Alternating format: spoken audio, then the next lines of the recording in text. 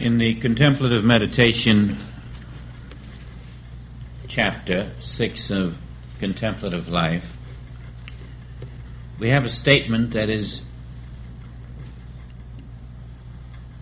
very important to all of us. It usually doesn't come out just this way except when there's a meditation. And in this particular meditation, not having any restrictions, the Father speaking within, this is what the Father within said through Joel.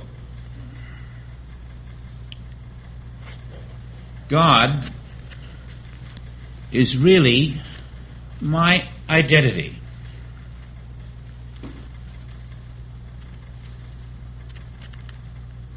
And as you read this, God is really my identity, you're reading about your identity. Now that is our starting point. God is really my identity.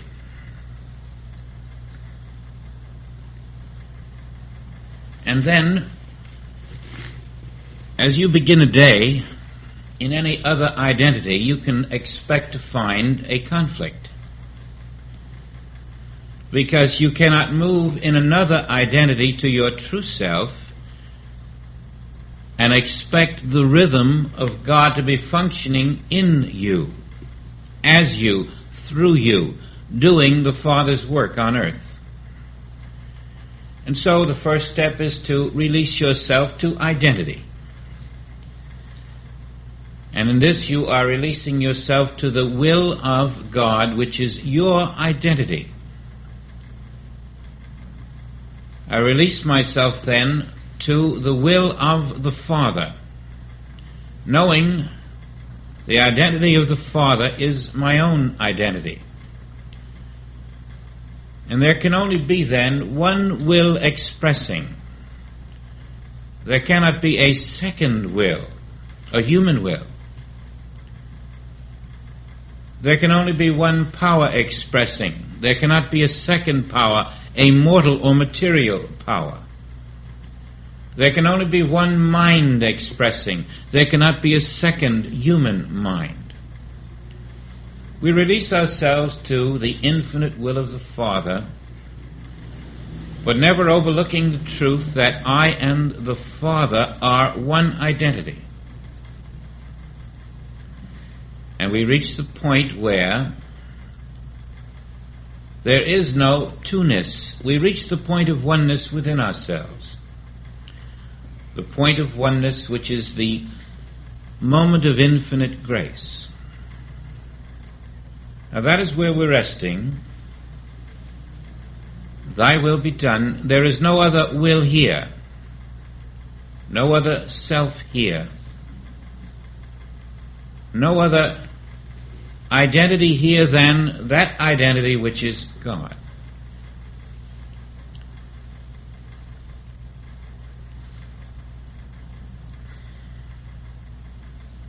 And in this you discover the awareness of the power of God flowing.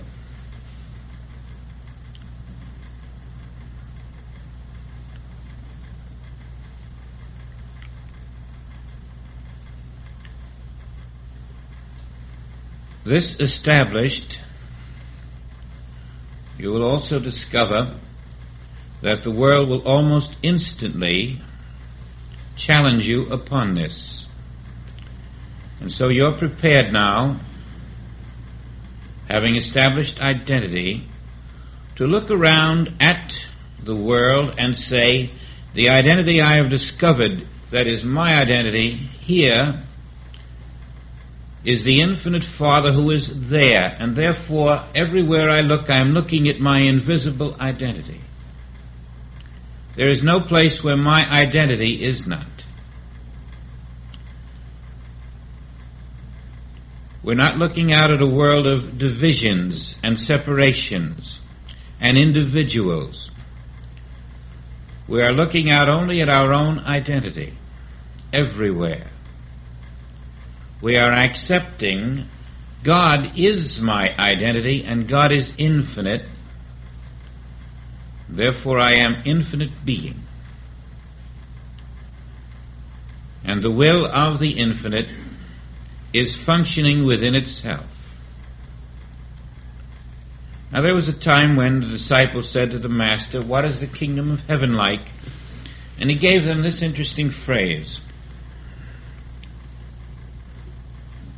The kingdom of heaven is like leaven, which a woman took and hid in 3 measures of meal till the whole was leavened. 3 measures of meal. Now let us take those 3 measures and do something with our meditation.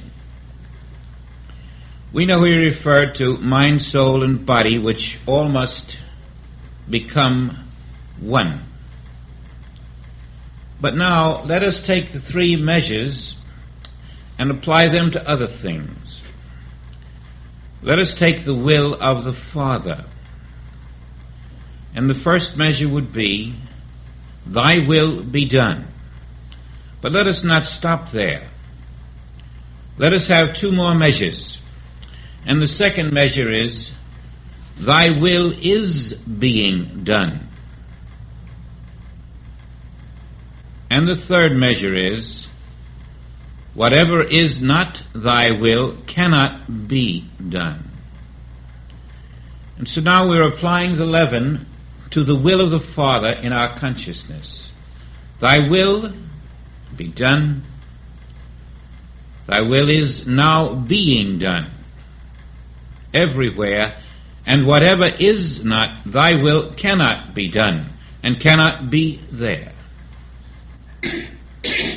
We are coming into a oneness of will on an infinite level, and the rejection of all that is happening as an appearance which is not the will of the Father, in the knowledge that it cannot be happening if it is not the Father's will.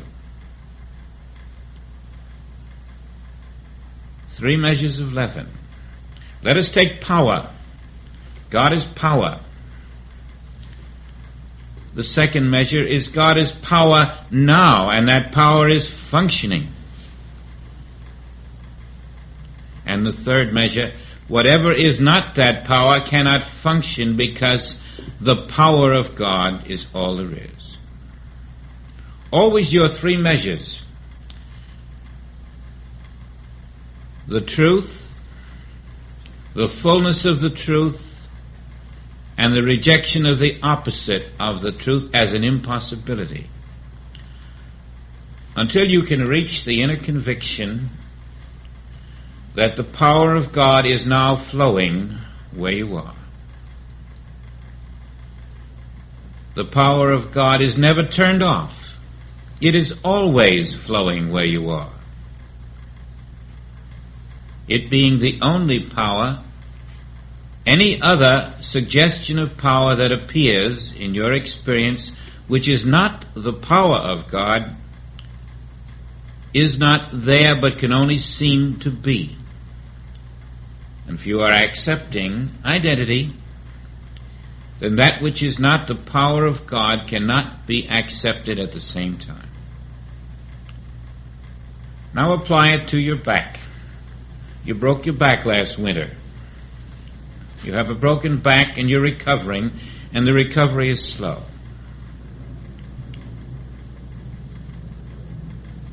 Today we're accepting identity. Yesterday we had a broken back. Today, God is my identity realized. What was my identity yesterday? The same. God yesterday is the same as God today. That which is true of me today is true of me yesterday. If today in God identity there can be no broken back, could there be one in God identity yesterday? And so you must come to that conclusion that in God identity there is no broken back yesterday, today, or tomorrow. It never had happened. except in false identity. The false identity never was the true identity. Where did it happen? And now we're seeing the three measures of leaven apply to the past as well as the present and as well as the future. Can it happen in identity? Is there anything but identity? Is God all? Yes, God is all. Then where can a broken back occur? Only in one who is not in identity. And therefore, where shall you remain in order to benefit by the laws of spirit? In your identity. Where you are now is the full power of God and always will be there. Never will there be less than the full capacity of God. You cannot accept identity without accepting that the full wisdom of the Father is flowing through you. All safety, all protection, all harmony is flowing through the Father. And I and the Father being one identity, all is flowing through me. And nothing but that which is of the Father can be flowing through me. That which comes, which is not of the Father, is not here. It is an appearance, a cosmic hypnotism. It does not belong to me. It has no substance. It has no power. Now your three measures of leaven then will apply to omnipresence, omnipotence, and omniscience. Always the knowledge of the truth is followed by the fullness of that knowledge, and finally by the rejection of all that is opposing to it as non-real. The power of the Father then should be flowing. So much so that you can now sit back in the knowledge that only one mind being present, there is no second mind to know of anything except the spiritual universe. You rest in the Father. All that the Father hath is mine. Nothing is excluded.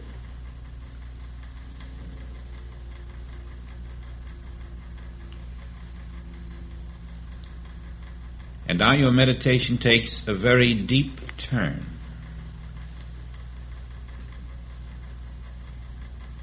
As I accept God identity, there is no personal me. There is no personal him. There is no personal her. There is no personal it. There is only God identity. There is no one else but God identity. That means your universe has one identity. There are no pieces. There are no divisions. There is only one identity, and it is God. And now you're establishing a God-to-God relationship with everyone you will meet. The identity I claim for myself is the identity of you, him, her, and it. And therefore, there is no person to person, there is only God to God. There is only one mind, one substance, one law, one infinite perfection. And instead now of looking out from a human sense of things at a world of many parts, you're accepting the one universe as the one being. You're not living in a personal sense of me. You're living as the one universe, as the one being, as the one spirit.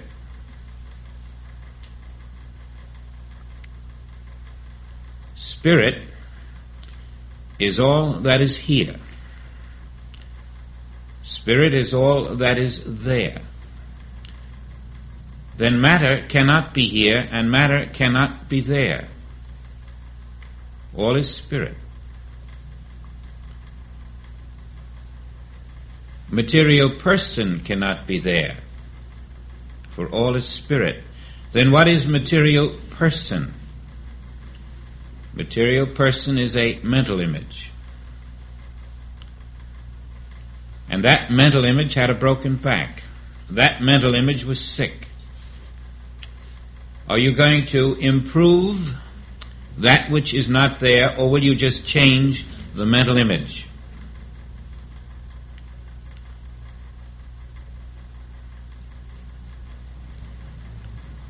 Now we have one.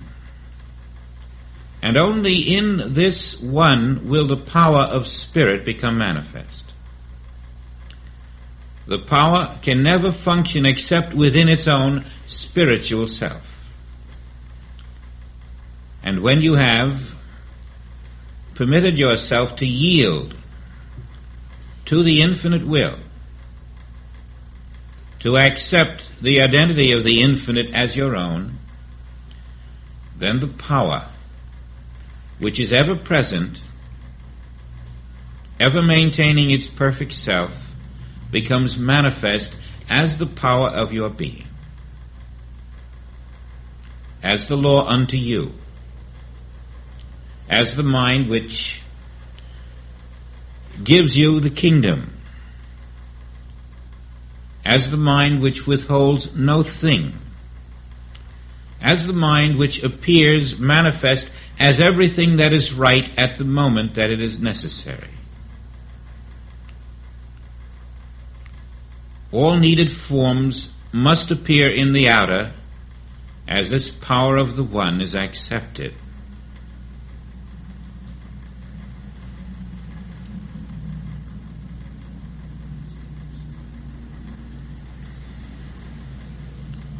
And now the full leaven is transforming. As transformation continues, body, mind, and soul all acknowledge the one. And so we move, we live and move and have our being. Another 3 steps in the leaven, in and as the one. When this is established, your day is a different day. It is a day in the kingdom of heaven on earth.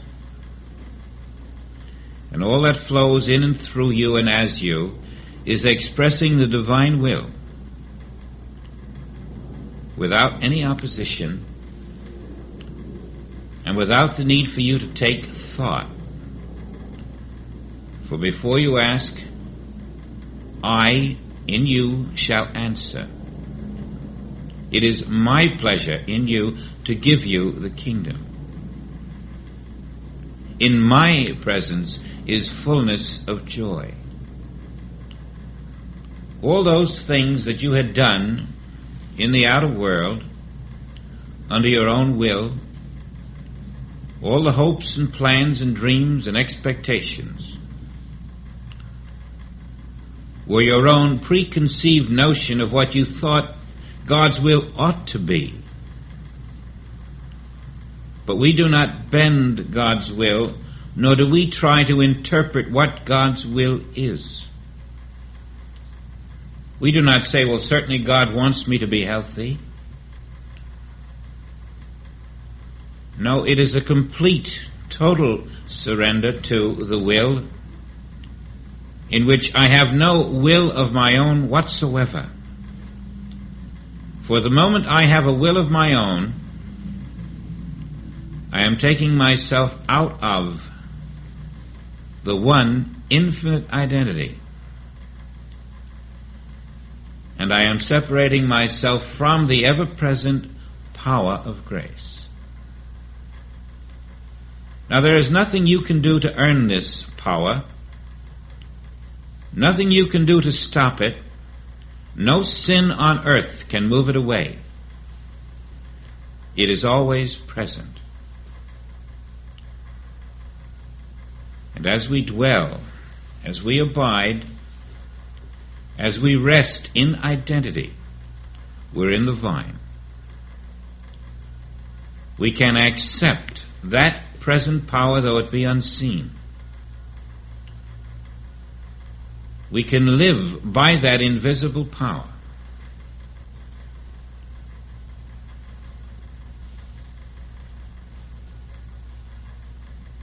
There are there's about 1 billion people who have accepted Christianity on this earth.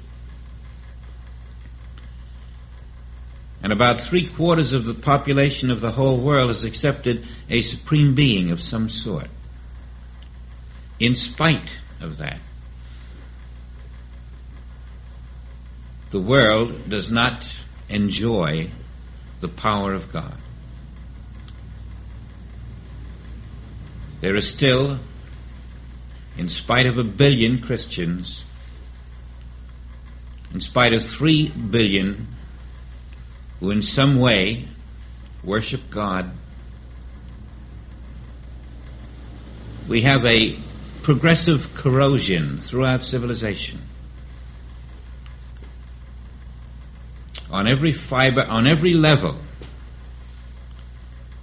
And it is all because the belief in God is not the acceptance of the substance of God as identity.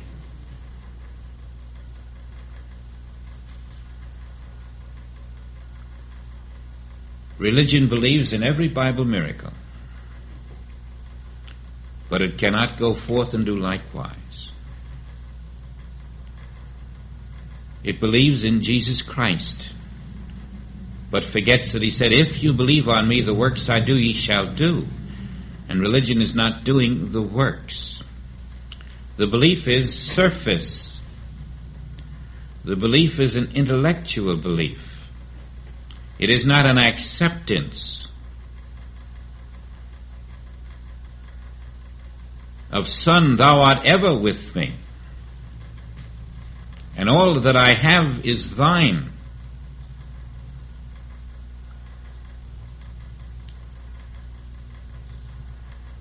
It is not the acceptance of the Spirit of God as the Spirit of my being. And without that acceptance, 1 billion Christians lose the power of Christ, and 3/4 of the world loses the power of the God they worship.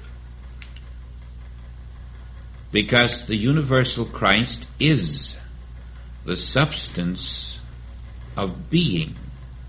And you cannot accept unless you accept it as your substance. The light, the Christ, the substance of God is where the power is. I am the vine. I stand at the door and knock. When you open your consciousness to the acceptance of the present power of God as the only power that is functioning,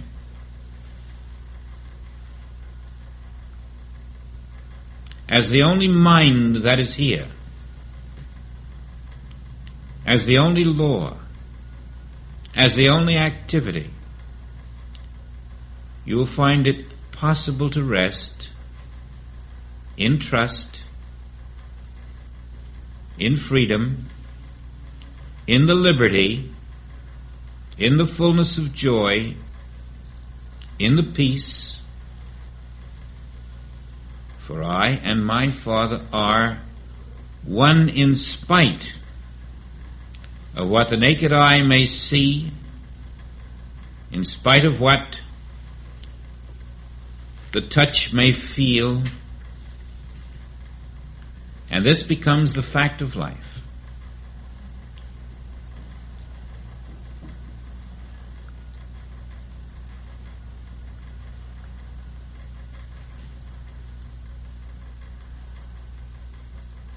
Every good thing must flow and will if you will remain in a state of acceptance, not emerging once more into a will of your own.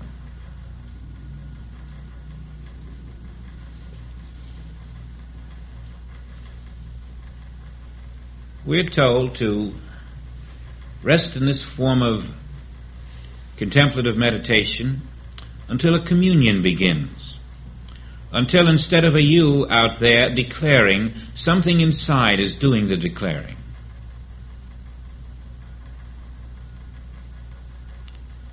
Until that something inside lifts you into a place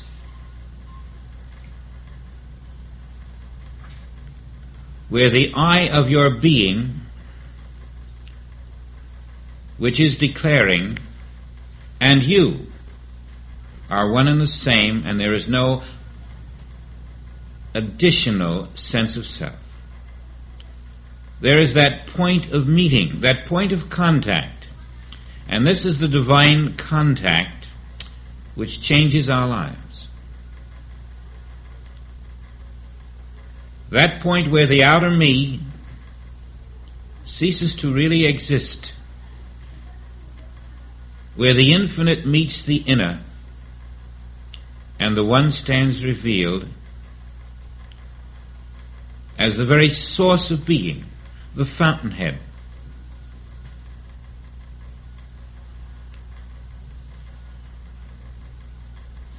With no need for any external power or thing. All is flowing abundantly. Even if there were lulls, you know they would blossom forth. Unanticipated sources appear. Everything is touched with the magic of the inner self, released, lived in.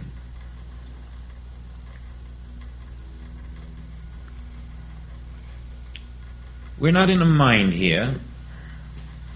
We're not in a mind that has a plan. Somehow that's far away.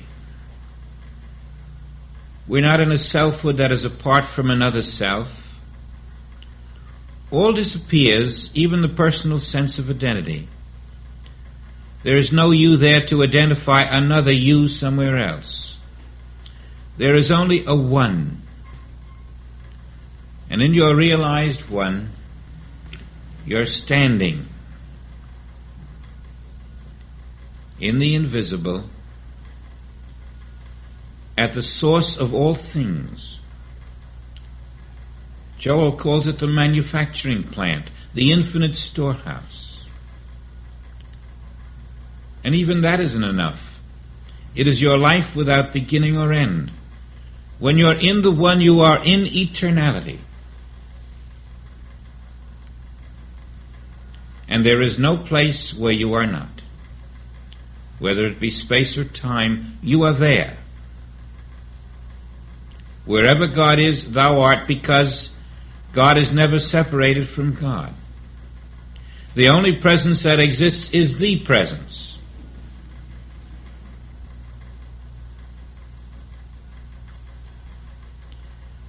Now this should be the way we move out into this world every day.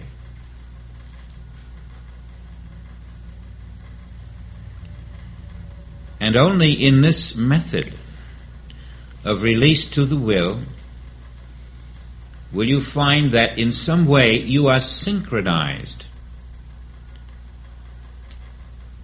into an invisible rhythm. Things might even happen in this state of being that to a normal person might seem undesirable. They won't to you, because only God can happen. Only the power can express. And rather than rushing in quickly to challenge something that happens, you patiently watch as the infinite unfolds, knowing that all is always well. All is always functioning under the one infinite mind. Nothing can ever be wrong. Wrong is an impossibility. Right is the law, and there is no opposite.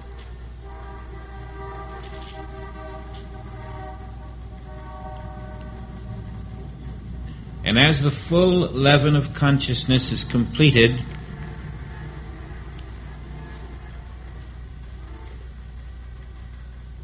our transition of consciousness takes place, and we are no longer in a three-dimensional world.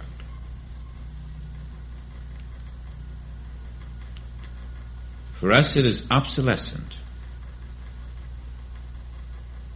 We do not live in it. We do not move in it. We do not have our being in it. It only appears that way to others. We live in reality.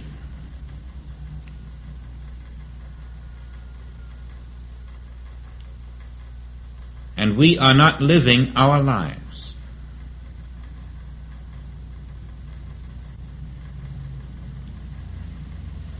We are in that identity which lives itself.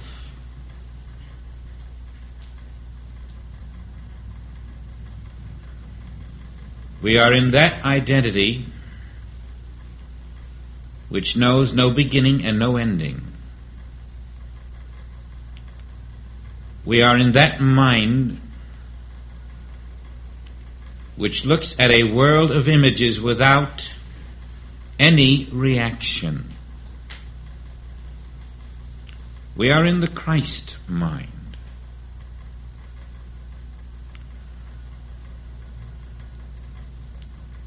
There is no darkness. There are no tears. There are no material forms. There are no material laws. There are no material identities. All is the invisible expression of God.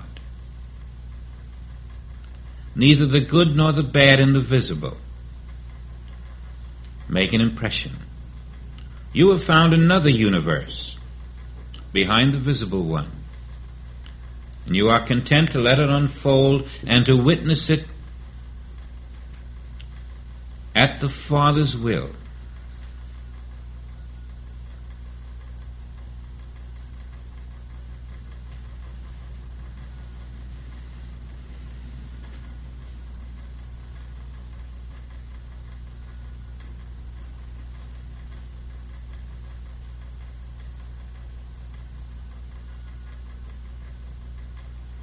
Now go back several thousand years and find your spirit there.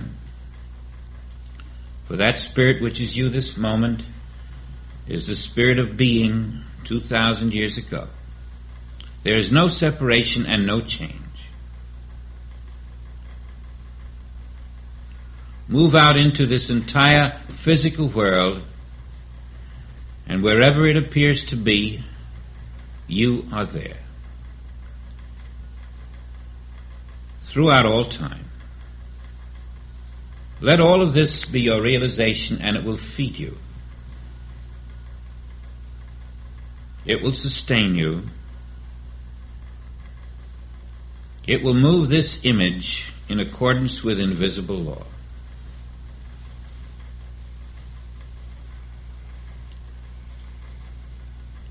Your dominion is in the realization of oneness. For that one never knows a second one. That one never meets a second being. That one is always going within itself everywhere. That one is free.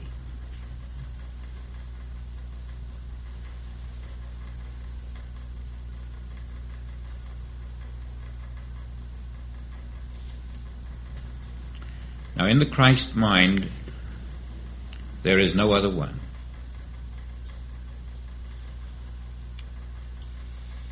There is no place where you have to multiply loaves and fishes. They're already there as the invisible substance. There is no place where you have to heal. There is nothing to heal.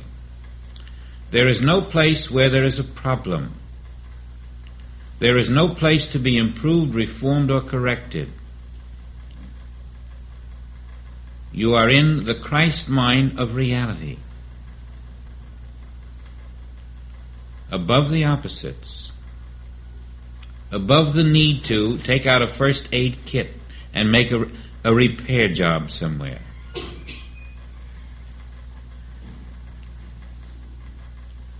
Now this is the consciousness we want to move with in preparation for transition. We have left behind us the need or desire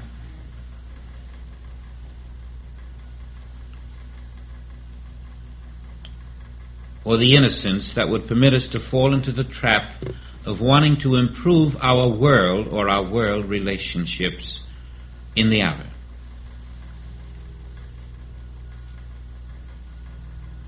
We do not paste peaches on trees. We do not clip apples to the apple tree. Everything we do in the Christ mind is to grow from within. And let the added things take care of themselves.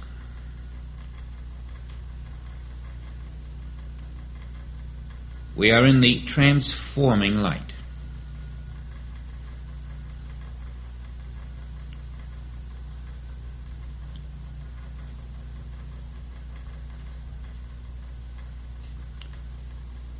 There will come your moment of transfiguration.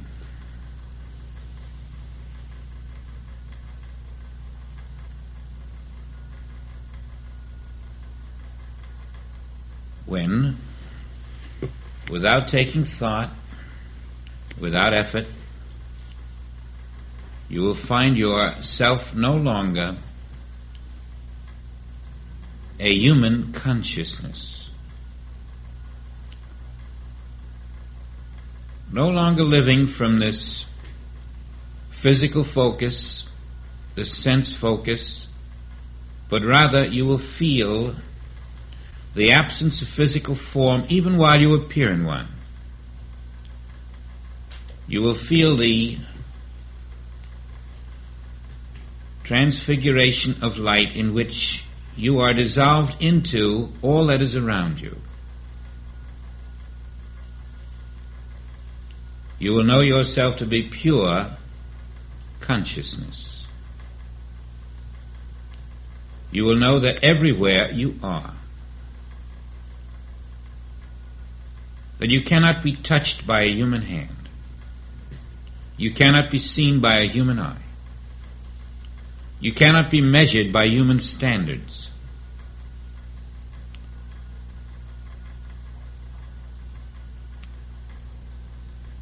For you have found identity and you live as that identity.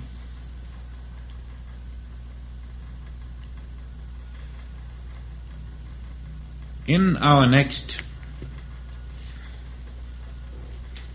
expression of life beyond this present incarnation, when we have passed the point of return, we will be living in the will of the Father completely, and there is no choice of a second will. Here the choice remains. But here, the dissolution of that second will is the preparation for living in that kingdom where only the will of the Father is possible. And there is no entrance into that kingdom until we have mastered the art of living consciously in the one will, sacrificing all human will in ways that are very strange, but in ways that, by eliminating our normal human sense of things, our normal sense of various disturbances, our normal resentments and animosities, our normal pride and vanity, these gradually disappear to the point where We are willing to sacrifice them in order to reach the higher ground where we can say, Father, normally I might react this way, but I would rather forego the pleasure of telling this one off or that one off and take on the garment of humility, that wonderful quality which really means the absence of me. That selflessness which is all self.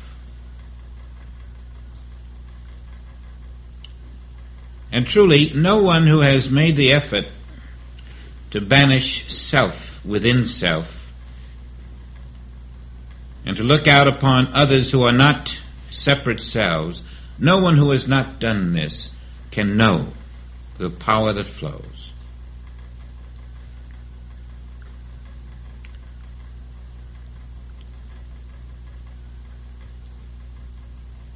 Suppose you accept this universe then as one being. Step out of the coat of skin, accepting yourself as that one being.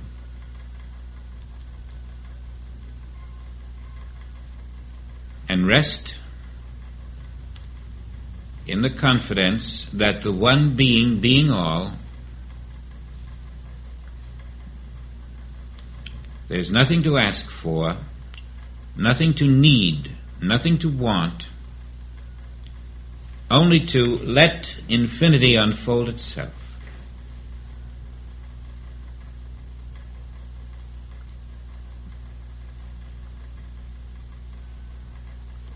It takes a few measures of leaven, a few days and weeks of being willing to live this selflessly in order to invite I through your sincerity and dedication to lift you still higher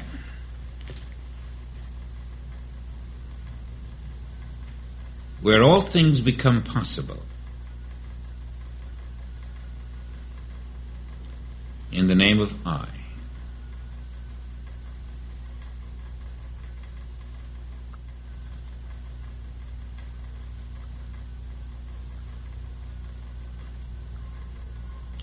You are erasing the parenthesis of mortality.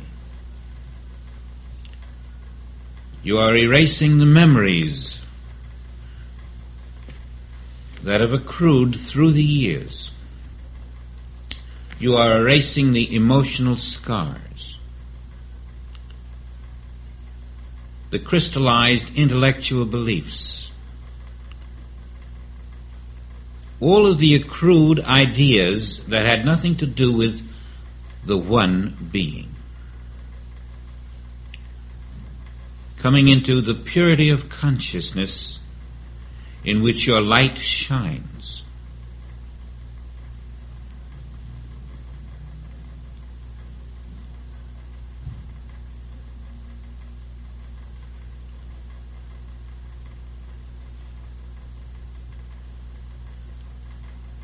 We should be able soon to walk in the invisible, consciously knowing where we are, what we're doing, and how to do it.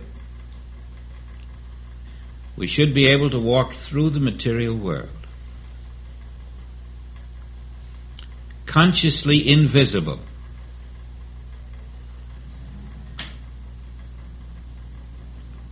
consciously letting the Father live as our being so that we are expressing the Father's business on earth.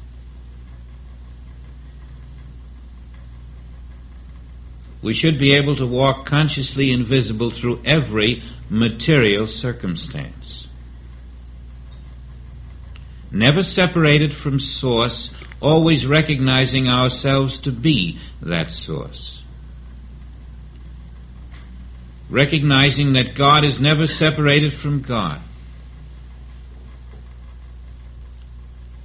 That identity can never be less than the infinite one. That all that I see, I am.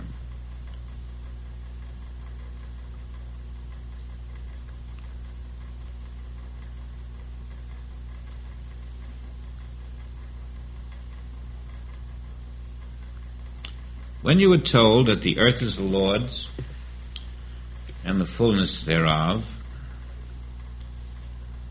you were also told that I and the Father are one. And therefore, the earth being the Lord's, the earth is mine. And really, we're being told that the earth is invisible spirit. That invisible spirit, which is the earth, seen through the eyes of man, becomes the material earth. But it is the spiritual earth that is the Lord's. It is the only earth. It is the Father. And because I and the Father are one, I am the spiritual earth. The spiritual earth I am. That is all that is here. The spiritual sky I am. The spiritual stars I am. All that is here is spirit, and it is I am. Where sky is your identity. Where ocean is your identity. Where anything is, only your identity is. All is your being.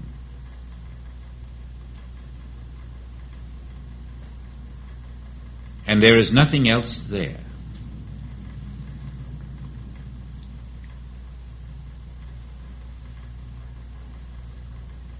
And when you walk as your being, with nothing else there, then you're in the kingdom of miracles. For then omnipresence and omniscience and omnipotence are the law of being in action. They're not something you think about, not something you even have to know about. They are. Grace is. Power is. Love is. Harmony is. And all these things, grace, love, peace, harmony, I am. There is only one activity. And all of the things which in the outer we see in a small measure are all limited manifestations of the one perfect, infinite activity which is your being.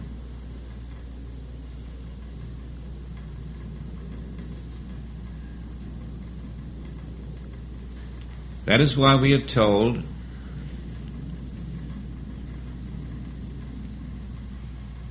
to stand fast, to take no thought for our lives,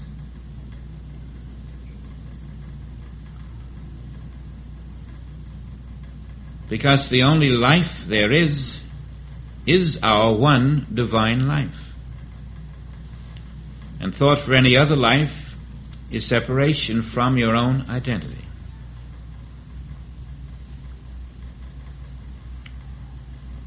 Now you'll find the day when all of this for you is simply the way you are without any effort.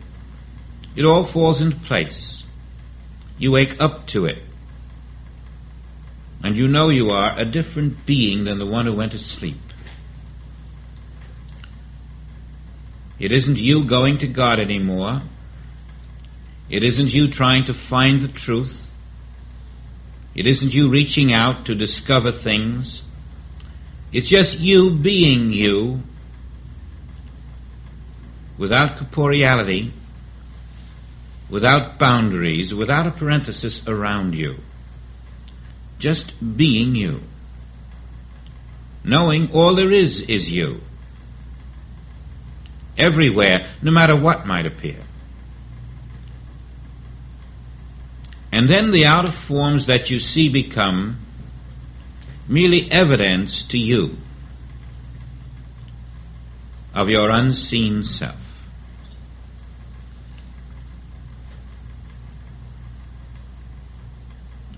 And as the evidence changes to show forth more harmony, you can quietly know that is because I have been steadfast to the one.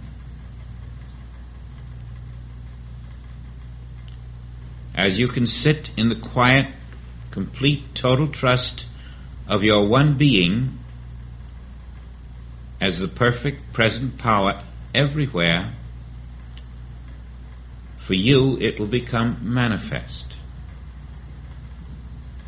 It will actually show forth as the life of a friend, as the improved health of another friend. It will show forth as that which you know it to be, perfect, if you can dwell in the realization of it as a permanent dispensation. It will become the bloodstream of a child. It will become the breathing of a loved one. It will take every required form as you dwell in the one being, knowing that the child isn't there, the one being is. The loved one isn't there, the one being is. Always translating everything into the invisible one perfect being.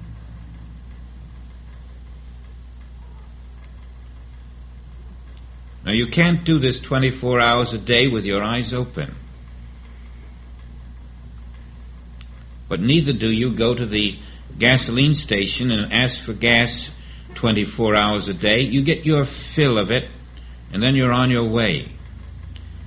This method of regeneration can be the first fruits, and it will take care of the rest. Every 3 minutes of this takes care of the other 57. And days repeated and repeated and repeated in the one being are equivalent to thousands of years of human evolution. Then you will discover that whereas Christian babies can be deformed or retarded or mongoloid or blue, Christian boys can go out on the battlefield and pour away their blood, Christian adults can go through divorces and abortions. Hindus can have heart attacks. Buddhists can have brain tumors. Muslims can have migraine or multiple sclerosis. It makes no difference what the religion, until there is the conscious awareness of one being. You are not immune to the famines, the pestilences, the poverty, the diseases and disasters of the world. But the instant one being is your consciousness, for you, all disaster is over. There can be no lack or limitation.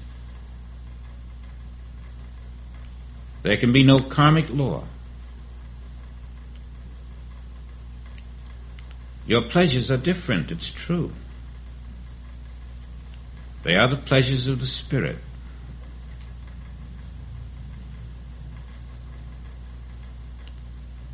But there, you are in an ever-widening, ever-expanding, ever-new experience.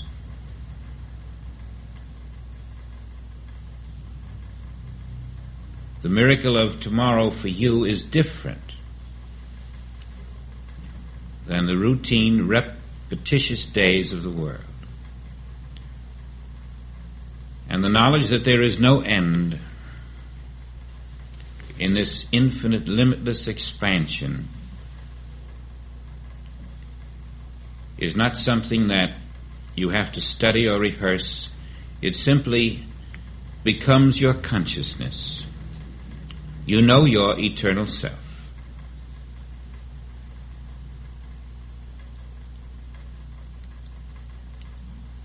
And you know you're ready to move into the sixth world.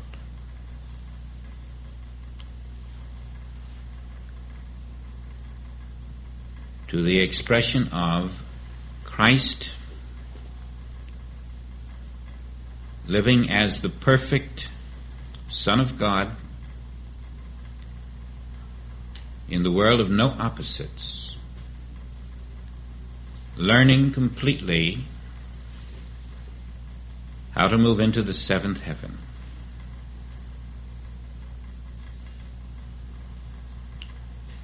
Now, the reality of you lives in all of the seven heavens right now. All levels you are living in. And all levels come to function right where you stand in the one being. All progression is the progression of the consciousness learning of its own identity. Your infinite self is always infinite. Now, the reason for this today is that we have had so much truth to remember and truth to study.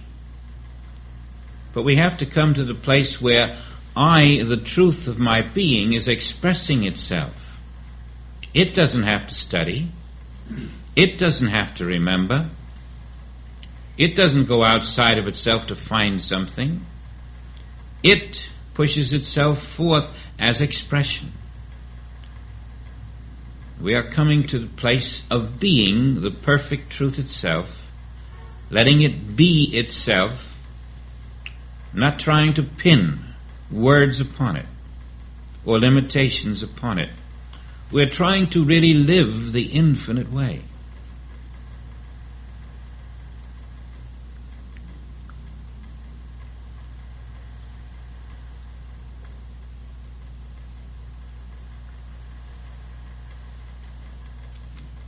All of the questions that come up in a human mind disappear in the acceptance of one being.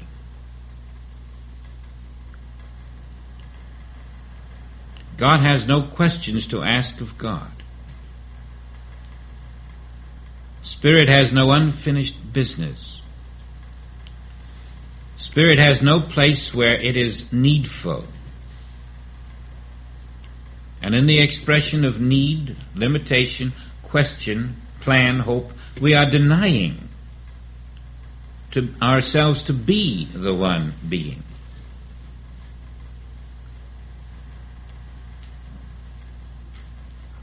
Every lack, limitation, need, and problem is a denial of identity. And in the denial of identity, even if your questions are answered, they're of no value. In identity, just that self itself is the answer to all questions. And so we might be coming close to the point where each of us is living at the core of his being and the circumference and all between. When we can meet in the knowledge that we are the one self, perfect as our Father, fed by the Father, living not in the mask of humanhood, and requiring nothing of anyone.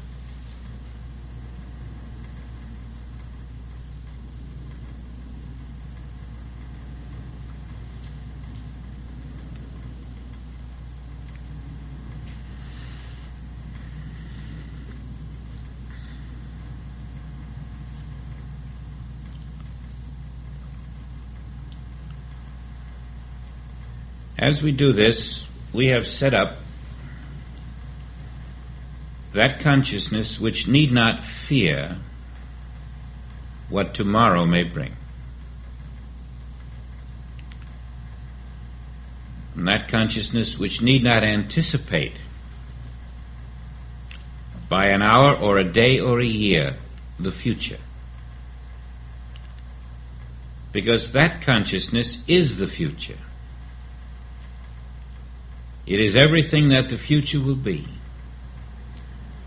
And it being perfect, the future, being the outer, will completely show forth that consciousness we have attained in the inner. We have built our future in this consciousness.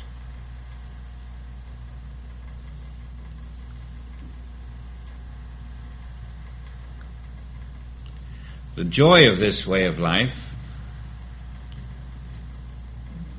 is to know that whatever comes to take me out of this consciousness is the Antichrist, and as I am alert,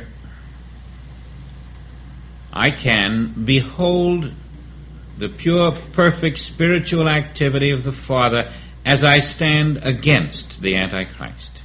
This is the joy. Watching the Antichrist dissolve, watching the appearances reveal the absence of power that they seem to have had. Watching the miracles of each day unfold in ways that could never be anticipated by a human mind. This is the joy. Being able to say, thank you, Father, for that incredible action, that incredible experience. Thank you for opening new doors, new ways, new experiences, all on a level unseen by the human mind. Thank you for the peace. Thank you for the confidence. And most of all, thank you for being you.